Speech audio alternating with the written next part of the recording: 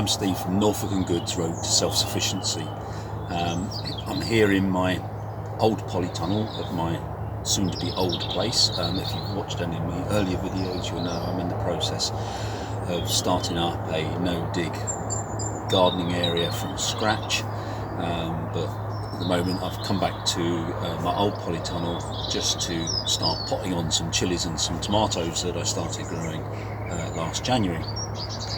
What I'm going to do is I'll just give you a little tour of how messy this polytunnel is, because of all the stuff that's been bought into over winter, and then I'm going to go and fetch some of my plants excuse me, out of my garage where I've got my light system and my heating trays. So I'll say goodbye for now, I'll turn the camera around, show you what's going on in here, and then we'll go and get the seedlings ready for potting on. So this is one of those cheap polytunnels that I've had for about 5 years now. It's done really well, but as you can see, I've got sort of lots of plants that have been bought in to over winter. There is a fig tree there in the back there that's going to be coming with me to the new place, and in the oak grow tunnel there I've got some onions still on the go on the top shelf from last year. On the middle shelf some onions, and what else have I got in there? Onions and brassicas that I sowed a couple of weeks ago, and then just various bits and pieces.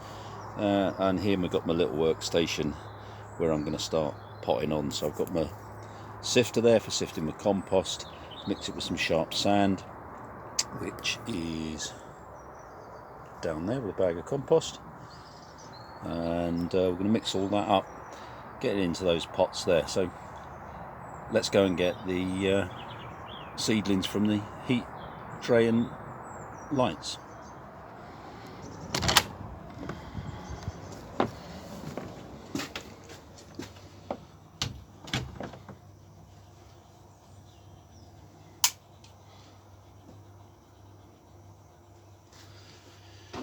So there we have my heated trays with the grow lights above. They seem to do okay. We have managed to persuade one of the little boys who lives just down the lane here that there's an alien has landed in here and he needs this light to live whenever he sees it. Makes me laugh whenever he shies away from it. So I'm just going to take them out of the trays, switch the lights off, and then we'll go back to the polytunnel and start potting some of these seedlings on. So what we've got here is a bunch of chilies, some that have been quite successful in germinating, some not so. And there we've got another couple of different chilies that are about a week behind this lot here. And then we've got various tomato plants there and there. They're getting a bit leggy under these lights. I think I might have had the lights a bit too high. And then we've got some aubergines. I think they may be damping off. I think I've probably overwatered them, but I do have some others indoors that seem quite healthy, so I'll be happy to sort of pot them on. Never really have much luck with aubergines, so I've done 3 or 4 different planting sowings in the hope that I managed to get 2 or 3 plants off of them. I'm not a great lover of aubergines, but I do like to have them now and again. And then we've got, what else have we got here? That's some celeriac seedlings I sowed a couple of days ago in that bag there. I like to have a little early sowing of peas, just 3 or 4 plants that I'll bring on in the polytunnel at the other place, just to give us some excitement looking forward to the full growing season. I have sown some peas in a bit of guttering up at the other polytunnel, and so we're going to sort of every 10 days sow a new set, full length of guttering of peas. So what I'm going to do now is just transfer these back to the old polytunnel, and then we'll get potting.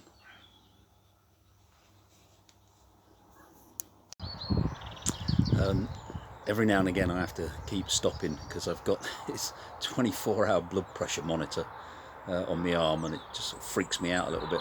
Every 20 minutes it starts going, so if I seem a bit preoccupied at times, that's the reason why. I've got a bit of a thick arm with this band thing on underneath there. But hey ho, you get to a certain age and you start to gather a few health problems, but you got to fight on through them. So here we are back in the old polytunnel. So what I'm going to do now is I'll just start potting up, get some soils, get some compost into these pots here, get it watered, and then I'll start transferring some of these plants down here. With the tomatoes being a bit leggy, I'm going to bury them almost up to their first true pair of leaves, and then they can root out from there. Same with some of the chillies. Again, I think I'm guilty of overwatering these. This feels quite heavy. We'll bury them just below their first set of leaves there. I won't bore you with a minute by minute account of what's going on, so I will fast forward this at some point so that you can just sort of see what I do, and then we'll stop it and have a little chat later. Speeded up time now.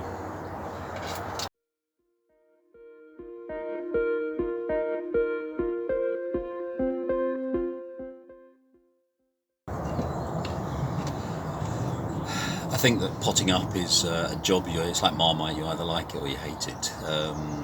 I find it quite therapeutic. I can just sort of switch off and let my mind wander while I'm doing this. But I know other people absolutely detest potting on and try and keep it to a minimum. The problem that you have with chilies is that you can't just put them into a massive big pot. Their roots do like to be constricted, so you do need to have a bit of patience and pot them on from a growing tray or pot or whatever into a small pot to start with, and then gradually put them into the final pots. But I generally find that with my chilies, sort of pot them on 2, maybe 3 times. I'll crack on.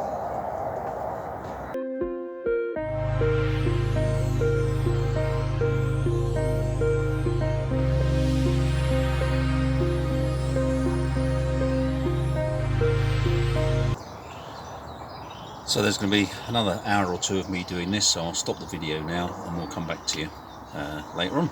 I'm sure you've all seen it, somebody potting on, or you've been potting on yourself, so it's not rocket science, is it? So this is my label box. In here we get labels that you get with some of the seeds that you buy, like these. Get some old labels that I bought before. I don't know whether you can see on there, that's got 0307 on it. That was the 3rd week of the 7th month that I sowed some salad crispy mix last year. And then you get these sort of bits in the way of recycling everything. The large bottles that you get fabric conditioner and washing up liquid in and things like that. I cut them up, make them into labels, and then I can stick them into each individual plant, like so, and then I know exactly what's what.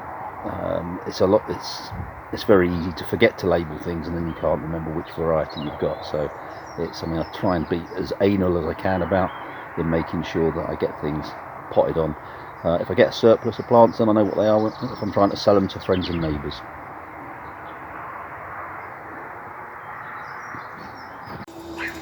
Hi, so I've potted on some of the tomatoes and some of the chillies, and I've still got some more chillies to go, but I've kind of run out of potting compost. So what I'm going to do now is just mix up some more, and get some more pots filled and more chillies potted on.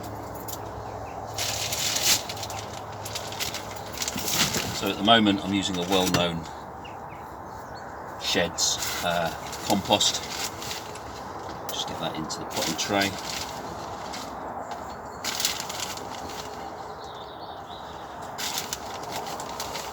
At the new place I'm going to, you may know I've got 3 beds for normal composts, one that's almost ready, one that I've just turned, and the empty bay for turning them into. I've got a herbaceous compost bay that I'm building up. I think today I'm going to finally source some wood chippings. There's a tree fella who's going to do some work for a friend, and he wants me to help him out, so I'm going to ask him if he wants to get chippings to us. So that'll be good news. And the horse muck, you've seen in one of the other videos, I get that as well. and pick up a few bags here and there from the local horse owners. So let's get some more shovelfuls of this in. That's that done. And then to aid drainage and also to pack out the soil. Small plants don't need a lot of food, so there's no point in using all of this lovely compost for them, so we'll pack it out with a bit of sharp sand. Also helps with the drainage.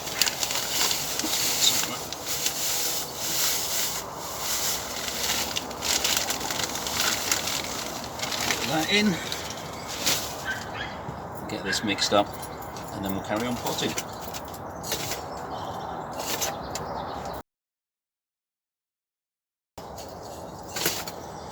So the reason I've got so many chilli plants and going to have so many tomato plants is I want to become self-sufficient in those sort of products. So the tomatoes, we're going to make tomato sauce, tomato juice, might even make some tomato wine. I had a go at that before. Satters, pastes and all that sort of stuff. Sun-dried tomatoes as well, just so that we can keep the store cupboard full and see us through some of the winter. With the chilies, well, who doesn't love a good chili? I've got chilies going from really mild up to naggers, or nuclear arsenal grade attack chilies, I like to call naggers. So we're going to make various chili sauces. So first thing you need to do with those is to ferment them. And then we're going to experiment with lots of different sauces, and when we get round to doing that, hopefully, touch wood he says, we'll hopefully do a video and show you how that goes. I also might have a chili eating competition with some of the lads around here, see if I can blow their heads off, see if I can persuade any of them to eat the nuclear arsenal graded attack chili. Right, I'm going to crack on with potting on. See you guys in a bit. So that's the last of the peppers that were planted end of the year, beginning of the year, sort of late December, early January. These are cayenne peppers. I'm just going to take them outside, give them some sunlight for a few hours. It's about 15 degrees out there today. They do tend to get purple leaves when sat under my grow lights. I don't think they're the best, but they certainly help me out. And we'll give them a couple of hours of sunlight and water them, and then we'll bring them back into the polytunnel, cover them up, and let them grow on. This will be about another 4 weeks, I think, before we can pot them on again. See you in a bit. So I've finished off potting on. Last thing I do, I've got just to water this tray here. So I'm going to do that now. We just do a little bit of a gentle water. Don't want to drown them. So I've got 8 varieties of chilies with a total of, what have I done here? I've done 29 plants here, and to plant up indoors I've got another 21. So what I want to do is just give you an idea of the Schoville scales, which is how they measure how hot chilies are. And we go from things like very mild, like the Frigatellos. They're about 100 to 500 SHUs. Then you've got the Anaheims, they're 500 to 2,500. When you compare that to the Cayennes, of which are 30 to 50,000 SHUs, so we're getting hotter and hotter. And then you've got the Habaneros at 100 to 350,000 Scoville units. Indoors I've got 4 other ones. I've got, let's give you these in order of heat. Big Devil, they come in at 5 to 30,000 SHUs. Then you've got the Bangalore Whippet Tails, lovely chili. They come in at 20 to 30,000 SHUs. Starting to get quite hot now. We've got the Apaches at 70 to 80,000 SHUs. But winning the prize is the nuclear arsenal grade attack chili, the Naga, at 1 to 1.5 million SHUs. they are hot. Well, they're hot if you keep them warm, give them a long growing season. So we're going to have some sore bottoms around here, I think. Thanks for watching. My name's Steve. This has been Norfolk and Good, Road to Self-Sufficiency. If you like what we do here, please subscribe. Hit that subscribe button down below. There may be some videos either side, or at least one video of my previous ones. Remember to hit that bell, get notifications of stuff that we do, and make a comment, good or bad. Lovely to hear your comments. It's good feedback, helps me grow as a YouTuber, helps me grow as a gardener. You can never stop learning, so thank you. See you soon.